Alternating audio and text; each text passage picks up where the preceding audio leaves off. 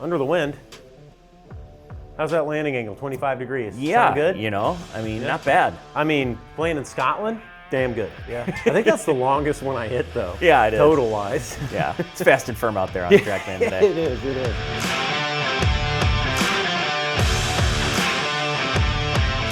Hey everybody, welcome back. Brad Cicelo here at Club Champion. Today to talk about a really neat and exciting product that I think a lot of people have heard about, but the new driver from LA Golf. And I think one of the neat things about this driver you're gonna hear about is how there is a driver for everybody. Now let's send it over to Nick to get some tech talk from the new driver from LA Golf.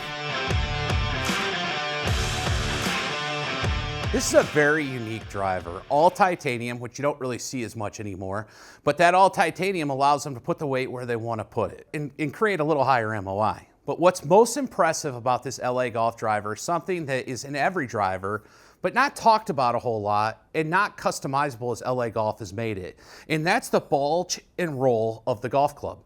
And that curvature of that face is what creates gear effect. It's what helps the ball, if you hit it off the toe, come back into the fairway. If you hit it off the heel, back into the fairway. So based on the loft of the driver, they've made basically what they call a face ID.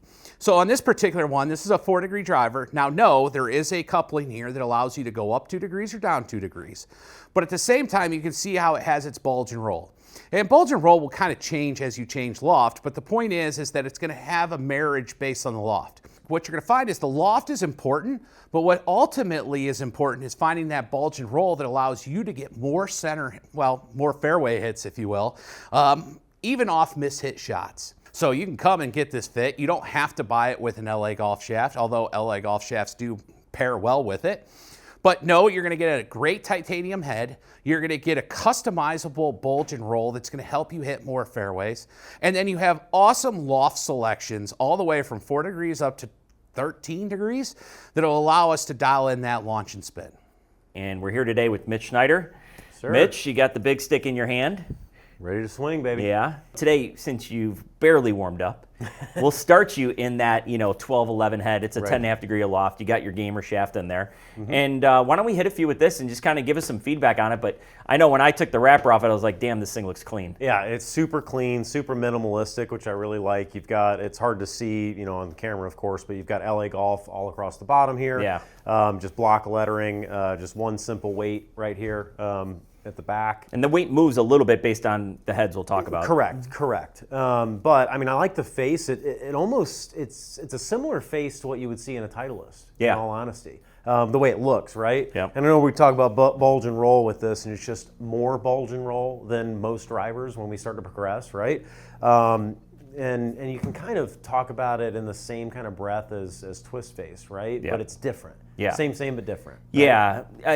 The first thing I saw when I saw the one of the drivers a little bit less loft, to me it always looked like one of the old Adams long drive heads.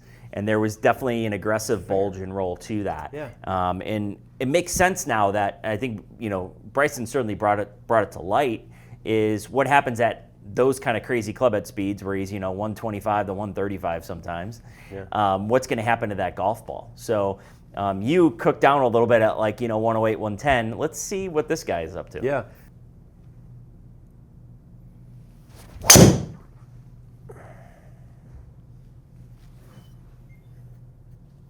Okay. That was a tight little draw right down the center of the fairway. It was.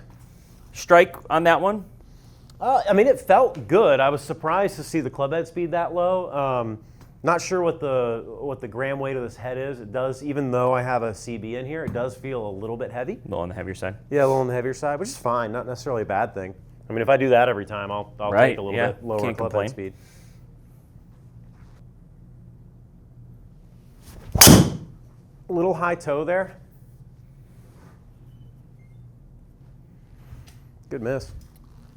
Yeah, I mean, I expect that, path, is a little right there. Mm-hmm. And that's the miss right now. Luckily, it's not a hook as much as it used to be, Brad, but. Might be a little of that bulge and roll talking. There we go.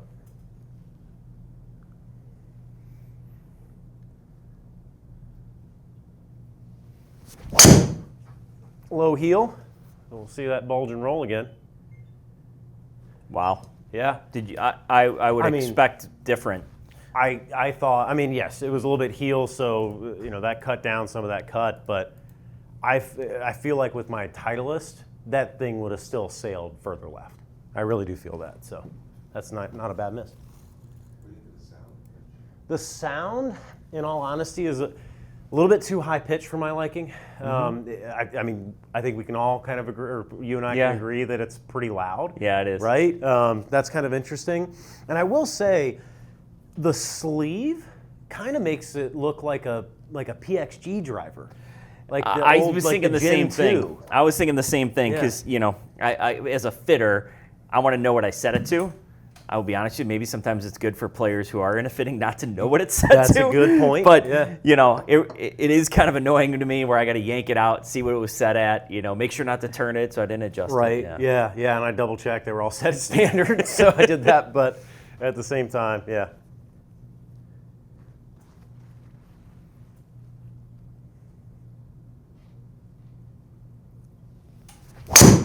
That was the best strike yet. Yeah, ball speed's good there.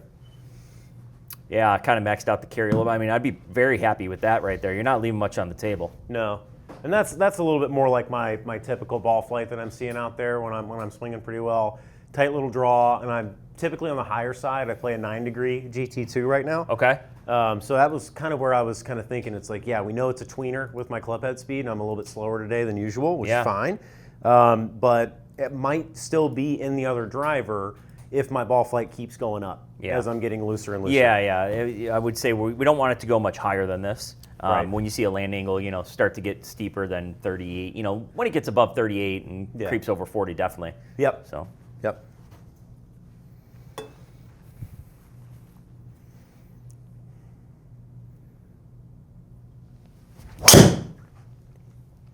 Tried to step on it and swung slower. I mean, still though, these numbers are pretty solid. They are. Yeah, let's. Why don't we do this? Now that you're getting revved up a little bit, let's try the 10-10. Okay. And that's a 9.5-degree loft, and let's see what happens there. Perfect. Let's do it. All right, Mitch, you got in your hand the 10-10 now, so a little bit less loft. Yep. And I see the progressive, weighting, right? So when you start looking at, I have the 4-degree headed right now. That weight's a little bit more toe. So they're kind of strategically placing that, for that particular player. Right. So I do like that, and they're moving CG around a little bit. So when I think of a little bit of what LA Golf is doing with the driver, when you think about it, if you were to build a shaft, you'd have, maybe a 40-gram ladies flex or senior flex and a 50-gram reg and a 60-gram stiff and a 70-gram extra stiff. So that's the bulk of what you're going to sell based on, how strong that player is, how strong they're seeing it, and the weight. And it kind of makes sense here a little bit where, you got a kind of a driver based on that club head speed, Yeah. So I think that's kind of unique and definitely reduces the amount of offerings they have, even though this is still robust. We're going basically from 4 to 12. Yeah, 100%. I mean, and you made that comment of, hey, this kind of looks a little bit closed, right? I think what we're seeing is a little bit more of the progressive bulge and roll, right? And seeing that kind of through the center of the face of the heel, I think is what maybe we were seeing there, because it sits nice. Yeah, it does sit nice. But depending on the way the light is, especially this way, it does look a little bit more closed. So I see that.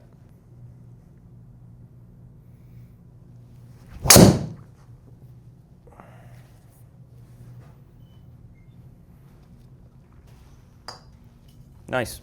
Thank you. Contact pretty good there, pretty center. Yeah, it wasn't bad. It was a little off, but no, it felt pretty good. Okay. Maybe a touch high toe. That was more centered. That's a shot you like to hit. It is.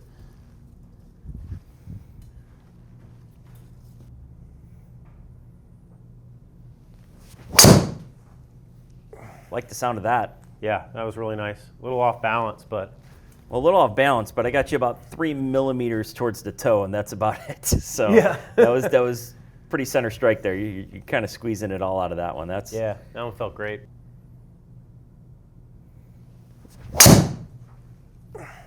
Honestly, it feels better too. Yeah. Yeah.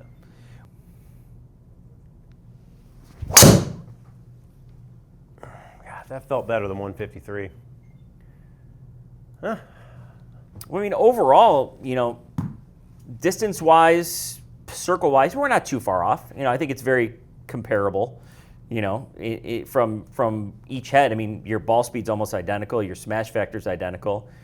Your carry's pretty darn close. Yeah. Total's pretty darn close. Small sample size here, but you're not seeing too much of a difference. But I think if we did look at the one where you did catch, and we on both heads, the 10.5 definitely went a little bit higher. We're above a peak height of 100. It looked like. Yeah, so, I think it was 108. Yeah, it was 108, and when you look at that, that's probably where it starts to get out of your zone a little bit. True. In fact, if I probably get rid of one of the low ones on that particular one, now you're at 100 feet to 93 feet. So probably suits your eye a little bit more. But let's see if you can to hit the 4 degree any high. When you look at that, what are you seeing on the face? I don't see any loft. I just see a ton of bulge and roll. I mean, a ton. Yeah. I've never seen this much roll. It just Yeah, looks like this. It looks Yeah. I'm hitting a half moon. All right, let's swing your swing. Let's don't swing up anymore on it. Let's just see what happens when you do you. Normal swing? Yeah, Okay, normal- normal swing, and then I'm going to do kind of like the power Sure, stance sure, for sure. me, okay?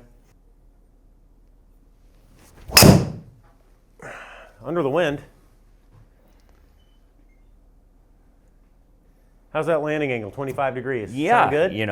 I mean, not bad. I mean, playing in Scotland, damn good. I mean, if you came in saying you don't get any roll, now you just don't get any carry. Yeah, I think that's the longest one I hit, though. Yeah, it is. Total wise. Yeah, it's fast and firm out there on TrackMan today. It is, it is.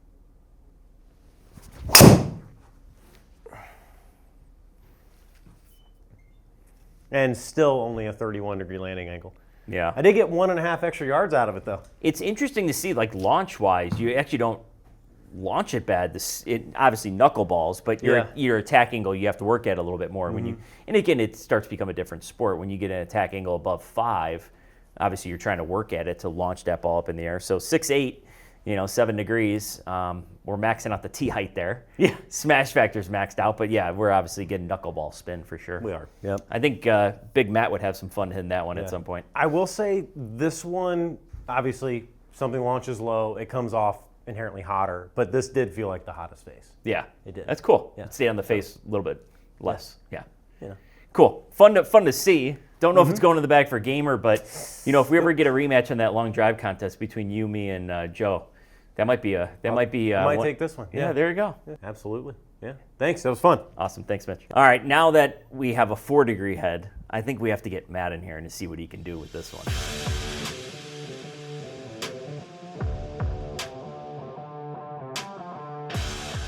So today we're going to see how far the LA Golf driver can go. Here's the fun news. This is their 4 degree club head, which I didn't realize when I was warming up. So we turned it down 1.5 degrees because I'm so used to always turning down the club head of a driver. So luckily we have a 2.5 degree driver.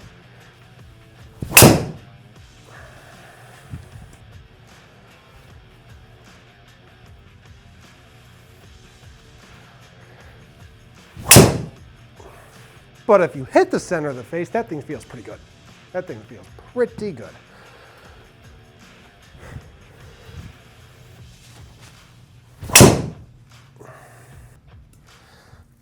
Sit back and launch.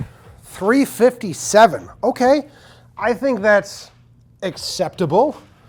That also might be the farthest you guys have ever seen me hit one in this series so far. I think we can get 13 more yards.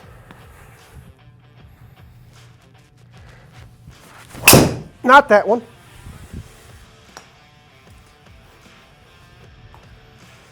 Overall, it has an incredible feel to it. When making good contact, it does explode off the face. You really feel that the idea of a trampoline where the force absorbs and then ricochets off of that face. You really feel that impact on those solid hits. Off-center hits, it feels a little hollow. You hear that ting, and I'm sure that sound is acting into my entire equation of what I feel regardless. But it's got a great feel to it. It's well balanced. It does have a weight more towards the outside of the toe. In terms of feel, it's got a great feel to it. It's got a relatively classic look, I'm not gonna lie. So if we're gonna talk about comparisons, because this is a brand new golf club, we've never seen a driver from LA Golf before. If we're gonna talk about comparisons, it's got a bit of a love child look between a Titleist and a Cobra, if you were to ask me. A little bit of a Titleist shape of a head, but the matte black finish makes it feel very Cobra-ish.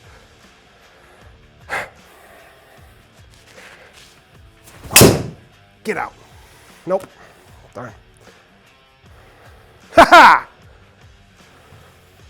All right. That turned out way better than expected. Thanks everyone for taking the time to watch. We really appreciate it. We'd love to have you follow us, like and subscribe below. Or if you want some friendly banter, get in those comments, because I'm the one that replies to them.